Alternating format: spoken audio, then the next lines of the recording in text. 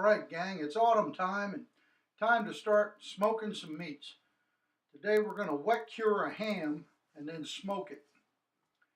We're going to put our ingredients into some water in our blender just to make sure that they go into solution real well. I'll give you a list of the ingredients we're using here. This is a 12.5 pound ham that we're going to be curing here. That Instacure number 1, there are two Instacures, the number 1 and the number 2. The number 1 is for wet curing, the number 2 is for dry curing. And if you don't want to use the nitrates or nitrates in your meats, you can substitute cream of tartar and it'll also make your meat stay nice and pink inside. So we're going to go ahead and we're going to mix those up really well, get everything into solution so it doesn't just sink to the bottom of our pot once we pour it in there. Now we've got a 4-gallon stainless steel pot here. We poured our solution in there and we're going to mix some more water with it. What we're going to do is put our ham in here and we're going to put enough water in there and mix it up real good to cover this ham. Now with that done, we're using a large needle. You want a really thick, heavy needle for this because you don't want to risk breaking it off inside your ham. And what we're going to do is we're going to take some of that solution and we're going to inject it down around the bone on this ham. You want to do this on both ends, inject as much as you can down around that bone.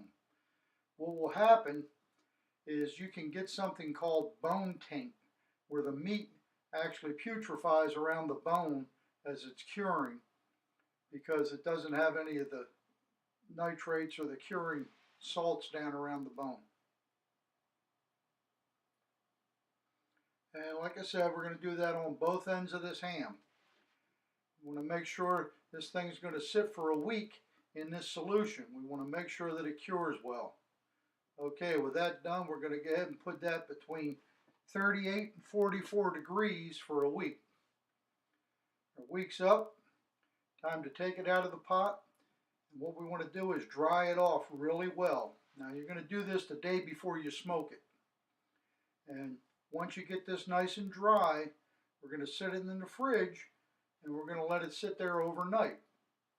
Now when you get it out in the morning, you'll find that there'll be some little droplets on this ham, on its skin and that. Do not wipe those off. Okay, that's called pellet, and it actually holds the smoke on the ham. So that's something that we're looking for. We really want that on this ham. Make sure you pat this dry really well. Get all inside the creases and everywhere.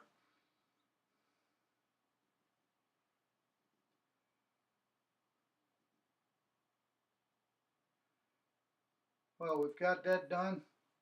We're going to go ahead, put this back in the refrigerator, and we're going to leave it overnight. Next morning, you can see that moisture on that skin. That's exactly what we want. That's what holds the smoke onto that skin. Now we're going to move out to our wood probe. We filled the hopper on this up with hickory.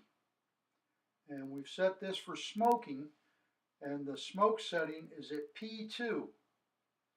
Now what that does is it maintains 120 degrees in here with a good smoke. And we're going to smoke this for 12 hours. 12 hours is up. Time to bring our ham out. Doesn't that look delicious?